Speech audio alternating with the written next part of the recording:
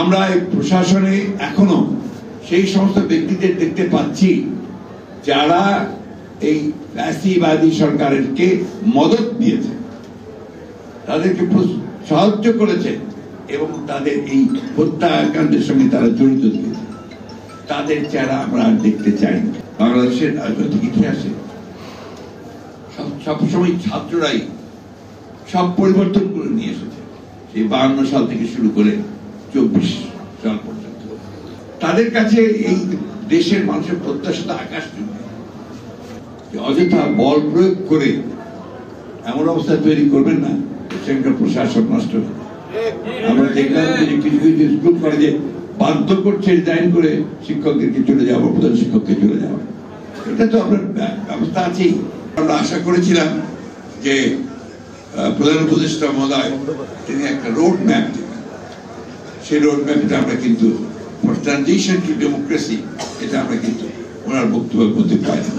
কিন্তু এই রাজনৈতিক সিদ্ধান্ত নেওয়ার জন্য তো রাজনৈতিক নেতা, রাজনৈতিক দল, রাজনৈতিক ব্যক্তিদের সঙ্গে আলোচনা করতে হবে। গতকাল যে ঘটনা ঘটেছে, আপনার সচিবালয় ঘেরাও করে আপনার আনসার এবং অন্য কিছু লোকজন নাম পোশাকধারী লোক, তারা গোলযোগ সৃষ্টি করে তারা সেখানে একটা সমস্যার সৃষ্টি করতে চেয়েছিল। ছাত্ররা সেটাকে নস্যাৎ করে দিয়েছে। কিন্তু এটা কিন্তু অশনি সংকেত, এটা ভালো লক্ষণ নয়। সচিবালয়ে ঘেরাও করে বাধ্য করে কোনো কিছু আদায় করার চেষ্টা এই মুহূর্তে করবেন না। জনগণ সেটাকে ভালো চোখে দেখবে না। যখন ফ্যাসিবাদ ছিল তখন তো তারাবাঞ্চির কথা চিন্তাও করতে পারতেন না। কাজী জাফরের শেষ জীবনের চিকিৎসার পয়সা পর্যন্ত ছিল না। এই প্রেস ক্লাবে তিনি নতুন জাতীয় পার্টি গঠন করলেন এবং আমাকে তিনি বললেন যে আমি আমার জীবনের শেষ সময়গুলো জনগণের জন্য কাজ করতে চাই। কাজী জাফর সাহেব আমাদের একটা জিনিস শিখিয়ে দিয়ে গিয়েছিলেন, সেটা হচ্ছে সবসময় সত্যের পথে থাকবে, জনগণের সঙ্গে থাকবে এবং জনগণই তোমাকে বলে দেবে যে কোনটা সঠিক। কাজী জাফর আহমদ সাহেবের মৃত্যুবার্ষিকী যখন আমরা পালন করছি, তখন দেশে একটা একদিকে রাজনৈতিক ক্রান্তিকাল, অন্যদিকে একটা ভয়াবহ প্রাকৃতিক দুর্যোগ। রাজনৈতিক ক্রান্তিকালে আমরা একটা জয়লাভ করেছি। আমাদের জনগণের দীর্ঘদিন যে সংগ্রাম, প্রায় 15-16 বছর ধরে এই দেশের কৃষক, শ্রমিক, মেহনতি মানুষ, রিক্সা শ্রমিক, ছাত্র জনতা তারা লড়াই করেছে, সংগ্রাম করেছে এই ফ্যাসিবাদকে পরাজিত করে জনগণের সরকার প্রতিষ্ঠা করবার জন্য। সেই ক্ষেত্রে আমরা সফল হয়েছি। ছাত্র জনতার একটা অভ্যুত্থানের মধ্য দিয়ে যে ফ্যাসিবাদের যে মূল নেতা খুনি হাসিনা, তিনি পালিয়ে গেছেন। এই কথা বললে সঠিক হবে না, তিনি চলে গেছেন, তিনি পালিয়ে গেছেন। সুতরাং এই পলাতক এবং পতিত যে স্বৈরাচার, রুলার শাসক, তার চলে যাওয়াটা আমাদের জন্য নিঃসন্দেহে একটা বড় বিজয়। দ্বিতীয়ত হচ্ছে যে আপনি দেখেছেন যে ভয়াবহ বন্যার শুরু কিভাবে হয়েছে আপনি সবাই জানেন।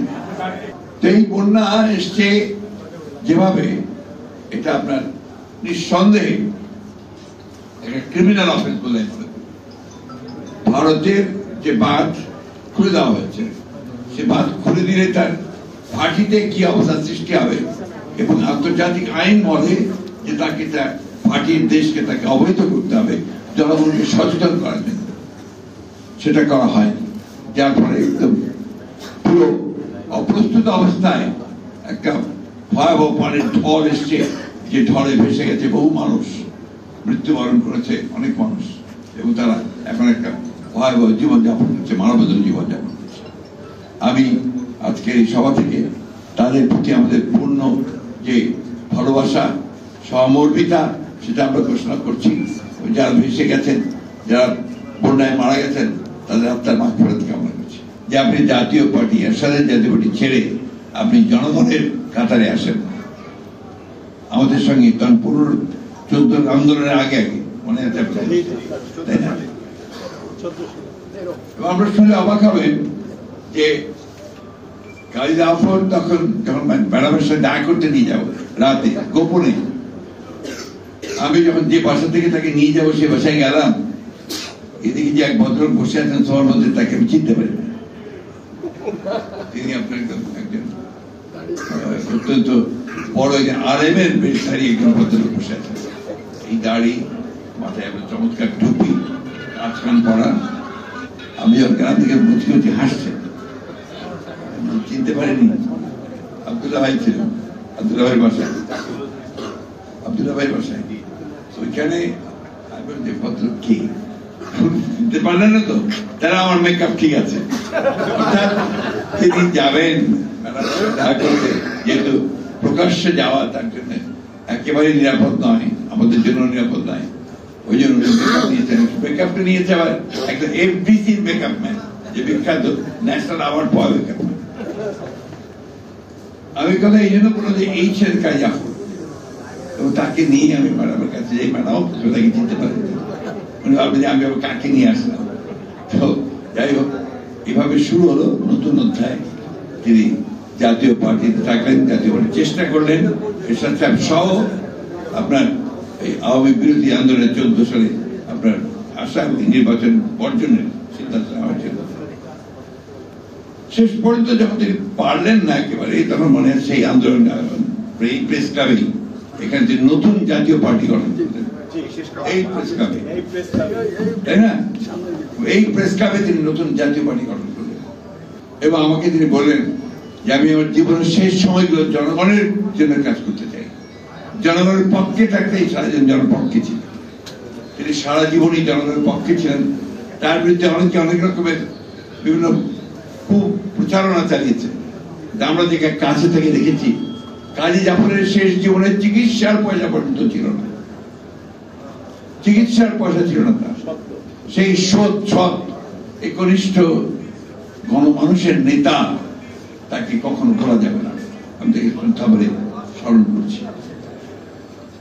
কাজী জাফর সাহেব আমাদের একটা জিনিস শিখিয়ে দিয়ে গিয়েছিলেন, সেটা হচ্ছে সবসময় সত্যের পথে থাকবে, জনগণের সঙ্গে থাকবে, এবং জনগণই তোমাকে বলে দেবে যে কোনটা সঠিক। এই কথাটা কোনো রাজনীতিরই বলা উচিত নয়। যখন সে ভুলে যায়, সে তখন আজকে হাসিনার মতো অবস্থার দিকে চলে যায়। ছাত্র গণ অভ্যুত্থানের বিজয়ের পরে, আমরা বিপ্লব বলছি এটাকে, বিপ্লবের পরে একটি সরকার এসছে, যে সরকারের ইন্টারিম গভর্নমেন্ট, এদের উপরে আমাদের আস্থা আছে, কারণ এর যে নেতৃত্ব দিচ্ছেন তিনি বাংলাদেশের একজন, শুধু নয় সারা বিশ্বে একজন, তিনি অত্যন্ত উল্লেখযোগ্য ব্যক্তিত্ব এবং তিনি সমাদৃত ব্যক্তিত্ব, বরেণ্য ব্যক্তিত্ব। উনি নেতৃত্ব দিচ্ছেন বাংলাদেশের অত্যন্ত সফল কিছু একাডেমিশিয়ান, কিছু আপনার ইকোনমিস্ট, অর্থনীতিবিদ, এবং কিছু সিভিল সোসাইটির সদস্য, দুজন ছাত্র নেতাও সেখানে আছেন। তারা এখানে আপনার ইন্টারিম গভর্নমেন্টে আছেন। তাদের কাছে এই দেশের মানুষের প্রত্যাশা আকাশচুম্বী প্রত্যাশা, যে এই ভয়াবহ ফ্যাসিবাদের পরে এমন একটা নির্বাচন তারা দেবেন, যে নির্বাচনটা করে আবার সুষ্ঠু, আবার নিরপেক্ষ হবে, আর এর মধ্যে যত জঞ্জাল আছে সেই জঞ্জালগুলোকে সাফ করবেন।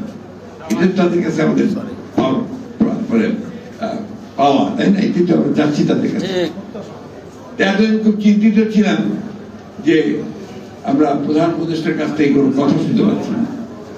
কালকে উনি কথা বলেছেন, কালকে জাতির উদ্দেশ্যে তিনি একটা ভাষণ দিয়েছেন। সেই ভাষণের মূল কথাগুলোর কয়েকটা আমি আপনাদেরকে শোনাই।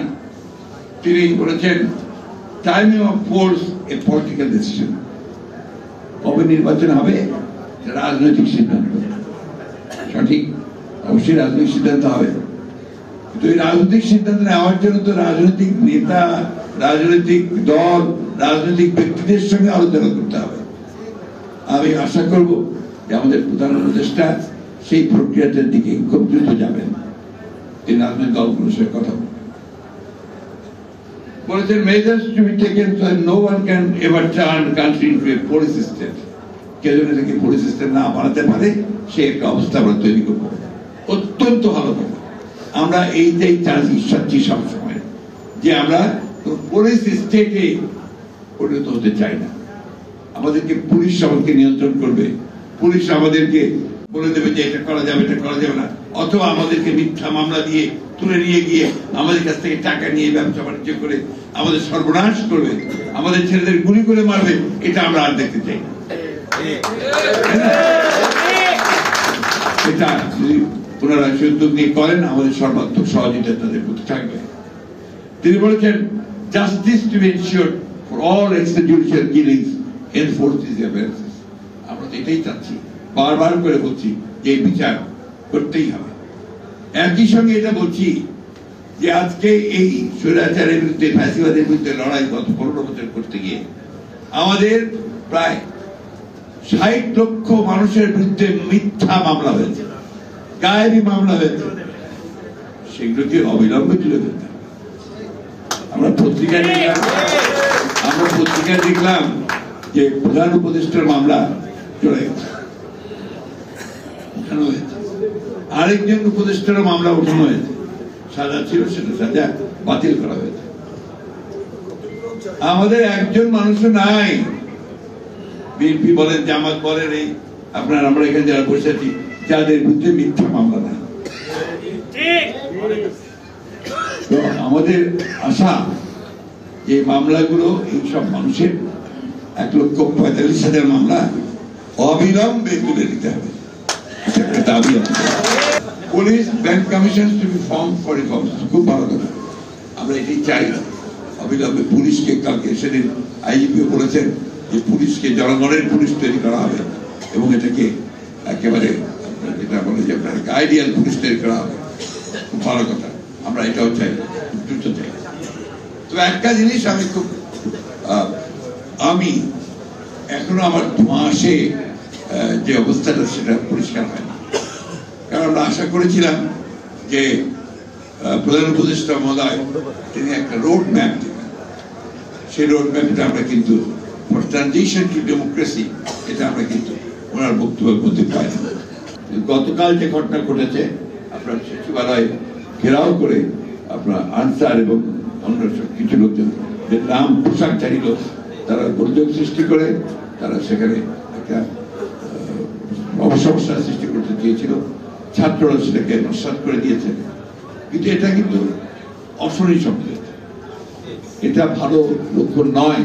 তাই জনগণের কাছে আহ্বান জানাবো যে আমরা সবাই সতর্ক থাকবেন, এই বিষয়গুলোকে কখনো কোনো প্রশ্রয় দেওয়া যাবে না। যখন ফ্যাসিবাদ ছিল তখন তো ধারাবাহিক কথা চিন্তাও করতে পারতেন না, কথা বলার সুযোগ পেতেন না। এখন সুযোগ এসেছে, সময় দিন নতুন সরকারকে, তারা নিশ্চয়ই এই বিষয়গুলো দেখবে, সেইভাবে তারা কাজ করবে। কিন্তু এইভাবে ঘেরাও করে, সচিবালয়ে ঘেরাও করে, বাধ্য করে কোনো কিছু আদায় করার চেষ্টা এই মুহূর্তে করবেন না, জনগণ সেটাকে ভালো চোখে দেখবে না। আমি ছাত্র ভাইদের কাছে একটা কথা বলতে চাই, আমাদের এই বাংলাদেশের রাজনৈতিক ইতিহাসে সবসময় ছাত্ররাই সব পরিবর্তন করে নিয়ে এসেছে, সেই 52 সাল থেকে শুরু করে 24 সাল পর্যন্ত, এবং এই পরিবর্তনের যে মূল ধারাটা সেটা তারা সেট করে দিয়েছে। সেই জন্য বাংলাদেশের বলে সবসময় ছাত্রদেরকে আলাদা চোখে দেখে, তাদেরকে সম্মান করে, ভালোবাসে, তাদের প্রতি আস্থা তাদের সবসময় থাকে। একই সঙ্গে আমি একজন শিক্ষক হিসেবে আহ্বান জানাতে চাই আমাদের স্কুল কলেজ বিভিন্ন শিক্ষা প্রতিষ্ঠানের ছাত্রদেরকে, অযথা বল প্রয়োগ করে এমন অবস্থা তৈরি করবেন না সেখানকার প্রশাসন নষ্ট হবে। আমরা দেখলাম যে কিছু কিছু স্কুল কলেজে বাধ্য করছে রিজাইন করে শিক্ষকদেরকে চলে যাওয়া, প্রধান শিক্ষককে চলে যাওয়া, এটা তো আপনার ব্যবস্থা আছেই। অভিযোগ করেন, অভিযোগ প্রমাণিত হলে নিশ্চয়ই তাকে সরানো হবে, কিন্তু তাকে কাজ করার সুযোগ দিতে হবে। সেই সঙ্গে এই সরকারের কাছে আরেকটা দৃষ্টি তুলে ধরতে চাই, আমরা এই প্রশাসনে এখনো সেই সমস্ত ব্যক্তিদের দেখতে পাচ্ছি যারা এই ফ্যাসিবাদী সরকারকে মদত দিয়েছে, তাদেরকে সাহায্য করেছে এবং তাদের এই হত্যাকাণ্ডের সঙ্গে তারা জড়িত দিয়েছে, তাদের চেহারা আমরা আর দেখতে চাই না। আবারও বলছি, দয়া করে অতি দ্রুত এদেরকে অপসারিত করে যারা দেশপ্রেমিক, যারা আপনার কাজ করতে চায়, যাদেরকে বঞ্চিত করা হয়েছে, তাদেরকে নিয়ে এসে সেই প্রশাসন চালানোর ব্যবস্থা করুন। অন্যথায় এটার জন্য কিন্তু জাতি আপনাদেরকে ক্ষমা করবে না।